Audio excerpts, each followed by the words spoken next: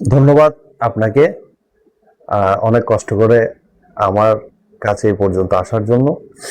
সর্বপ্রথম মহান রাব্বুল আলামিন আমাদের সৃষ্টিকর্তা আল্লাহ পাকের কাছে শুকরিয়া আদায় করছি। দীর্ঘ আন্দোলন সংগ্রামের পরে বহু প্রতীক্ষিত আমাদের ন্যায় প্রতিষ্ঠার লক্ষ্যে এবং গণতন্ত্র প্রতিষ্ঠার লক্ষ্যে, গণতন্ত্রকে রক্ষার লক্ষ্যে যে আন্দোলন সংগ্রামগুলি বিগত দিনে হয়েছিল, সে আন্দোলন সংগ্রামের সুফল মহান আল্লাহ রব্বুল আলামিন আমাদেরকে দিয়েছেন এবং আজকে এই পর্যায়ে আপনাদের সাথে কথা বলতে পারছি, সেই জন্য আল্লাহর কাছে শুকরিয়া আদায় করছি।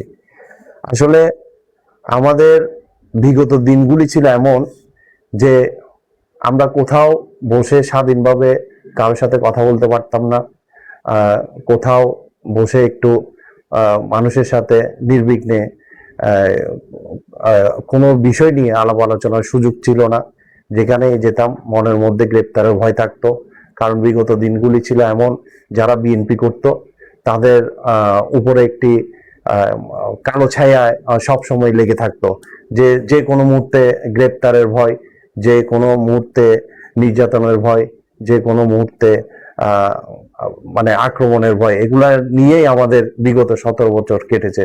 কখনো বাসায় থাকতে পারিনি। আপনি যদি চিন্তা করেন, দীর্ঘ টানা এক যুগই আমি আমার বাড়িতে থাকতে পারিনি, এই মামলা হামলা, গ্রেপ্তার, নির্যাতন, নিপীড়ন এগুলার কারণে। এমনকি আপনাদেরকে একটি কথা বলতে চাই, যেহেতু আজকে সুযোগ পেয়েছি।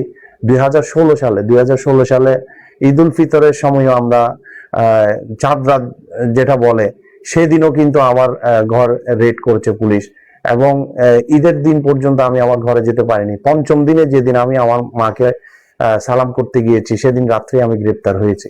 হ্যাঁ, এই ছিল আমাদের পরিস্থিতি।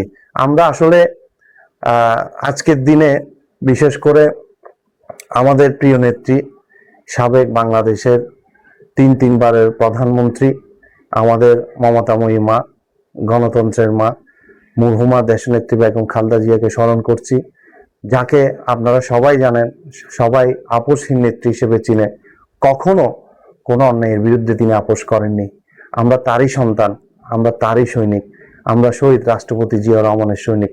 আমরা কখনো কারো সাথে অন্যায়ের পক্ষে মাথা নত করিনি, করব না ইনশাল্লাহ। এবং বর্তমান সরকার, আমাদের মাননীয় প্রধানমন্ত্রী, আমাদের নেতা দেশনায়ক জনাব তারেক রহমানের নেতৃত্বে বাংলাদেশ আবার নতুন করে স্বপ্ন দেখছে, বাংলাদেশের মানুষ স্বপ্ন দেখছে। বাংলাদেশের মানুষ আশা করি গণতন্ত্র ফিরে পেয়েছে। যে অধিকারের জন্য বাংলাদেশের মানুষ আন্দোলন সংগ্রাম করেছিল, যে অধিকারের জন্য মানুষ আমাদের প্রিয় নেত্রীর সাথে থেকে আন্দোলন করেছিল, সে অধিকার ইনশাল্লাহ মানুষ ফিরে পেয়েছে, এবং সে অধিকার রক্ষা করার দায়িত্ব আমাদের সকলের।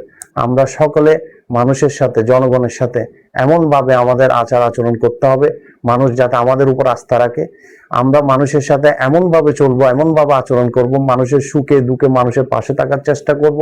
আমাদের প্রধানমন্ত্রী, মাননীয় প্রধানমন্ত্রী দেশনায়ক জনাব তারেক রহমানের সকল নির্দেশ মেনে চলে মানুষের কল্যাণে যাতে কাজ করে যেতে পারি, সেজন্য আপনারাও আমাদের জন্য দোয়া করবেন। সবচেয়ে একটি গুরুত্বপূর্ণ প্রশ্ন আপনি করেছেন আমাকে, সেটার জন্য আপনাকে আন্তরিকভাবে ধন্যবাদ জানাচ্ছি। একটি ওয়ার্ডের কাউন্সিলর হচ্ছে একটি ওয়ার্ডের আপনার অভিভাবক, ঠিক আছে? আমাদের দীর্ঘদিন ধরে ওয়ার্ডে কোনো কাউন্সিলর নেই, কারণ স্থানীয় সরকার নির্বাচন হয়নি বিদায়। স্থানীয় সরকার নির্বাচনটা অতি গুরুত্বপূর্ণ এই কারণে যে একটা ওয়ার্ডে যদি একটা ওয়ার্ডের প্রতিনিধি না থাকে, একটা ওয়ার্ডের অভিভাবক না থাকে, তখন ওই ওয়ার্ডের লোকগুলি তাদের বিভিন্ন সুযোগ সুবিধা থেকে বঞ্চিত হচ্ছে। যেমন প্রত্যেকের জন্ম নিবন্ধনের প্রয়োজন, হ্যাঁ, প্রত্যেকের ওয়ারিশ সার্টিফিকেটের প্রয়োজন, মৃত্যু সনদের প্রয়োজন, তারা এগুলা ওয়ার্ডে গিয়ে পাচ্ছে না। হ্যাঁ, এগুলার জন্য তারা ভোগান্তিতে ভুগছে। তারপরে দেখুন যে রাস্তাঘাটের যে বেহাল অবস্থা। তারপরে আরেকটা বিশেষ করে আরেকটি গুরুত্বপূর্ণ কথা হচ্ছে যে আপনার সন্ধ্যার পরে এলাকার অলিগলিতে, হ্যাঁ, লাইটের বিদ্যুতের খুঁটি আছে কিন্তু লাইট নেই। এইসব বিষয়গুলি তদারকি করার কোনো লোকই নেই। হ্যাঁ, যে সচিবগুলি আছে আসলে তারা কারো কাছে কোনো দায়বদ্ধতা আছে বলে মনে হচ্ছে না। হ্যাঁ, কোনো মানুষ তাদের কাছে গিয়ে কোনো উপকার পাচ্ছে না।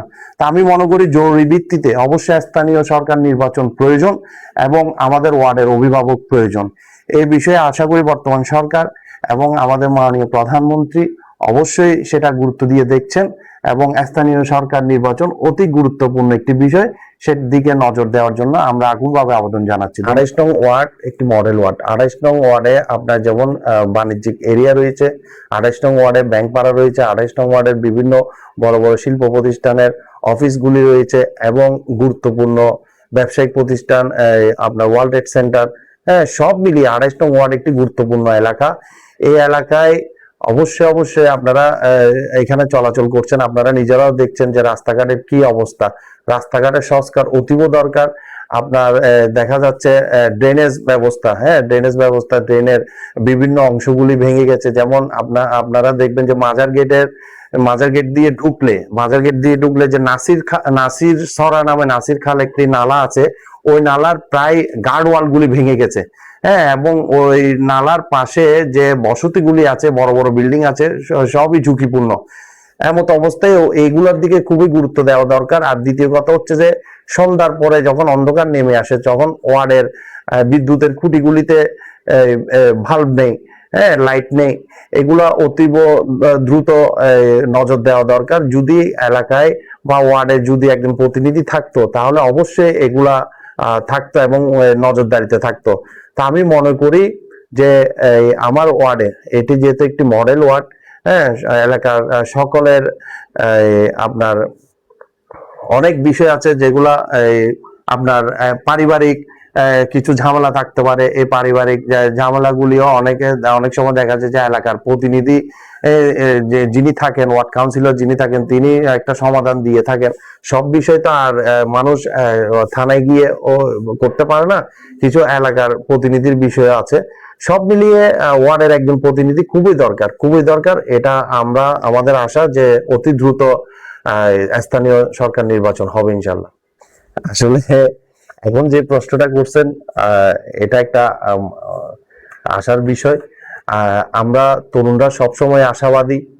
দীর্ঘদিন রাজনীতি করেছি, সুনামের সহিত রাজনীতি করেছি, দীর্ঘদিন আন্দোলন সংগ্রামের সামনের কাতারে থেকে নেতৃত্ব দিয়েছি, হ্যাঁ, কখনো কোনো অন্যায়ের সাথে আপোষ করিনি।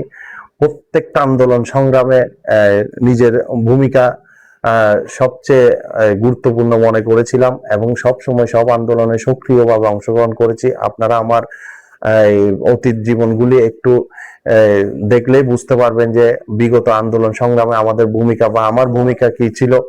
সব সময় জনগণের পাশে ছিলাম, জনগণের পাশে থেকে কাজ করার চেষ্টা করেছি। যেহেতু আমরা নির্যাতিত, যেহেতু আমরা অনেক ত্যাগ স্বীকার করেছি, সব সময় মানুষের পাশে থেকেছি। একজন নির্যাতিত ব্যক্তি বুঝতে পারে যে একটি সাধারণ মানুষের আকাঙ্ক্ষা কি থাকতে পারে। যদি দল মনে করে, যদি আমার এলাকাবাসী চায় নির্বাচন করার জন্য, তখন হয়তোবা চিন্তা করব। কিন্তু এর মধ্যে একটি কথা আছে যে আমার এলাকায় আমার থেকে আরো অনেক সিনিয়র ব্যক্তিরা আছেন, হ্যাঁ, অনেক যোগ্য ব্যক্তিরা আছেন, হ্যাঁ, তরুণদের মধ্যে আমি একজন।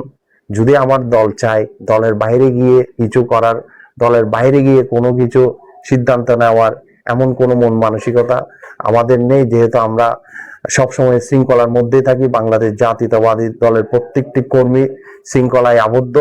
আমরা আমাদের আমাদের নেতাকে মেনে চলি।